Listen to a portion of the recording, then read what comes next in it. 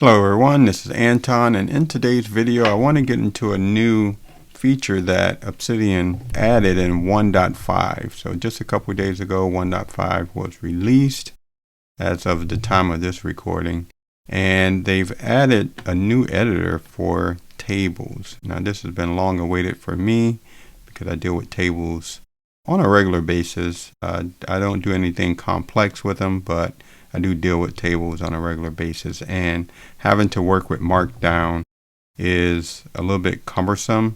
Not as much on the desktop, but more so on mobile, and I'll get to that point in a little bit.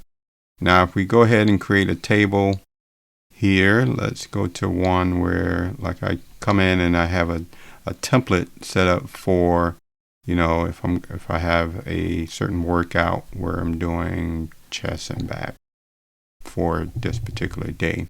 I have all the things kind of pre-set up in here that I typically do on that workout in my table.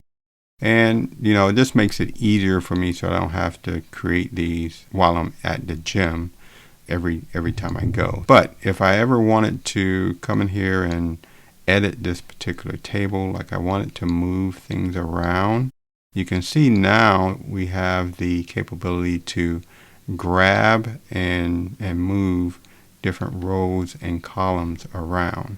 So I just hover over the top here on the column or the left side of the rows, and you can drag these around and move them as you need to. Now you can also right click on these and you get menu options here to do things as well. So you can add rows before, add them after, you can move things up and down, and you can duplicate and delete rows. And you can do the same thing here with the columns. You can also do alignment features in the column areas also. And then you can do sorting for these different columns. Right now they're only alphabetical order, ascending or descending, but maybe in the future this will be open and a little bit more flexible on how you can do sorts in your tables. Now this is a really big change in my opinion, where this is baked in, is core to Obsidian, where this editor is here. And the question for me is going to be what this looks like on mobile, because mobile does not have this yet.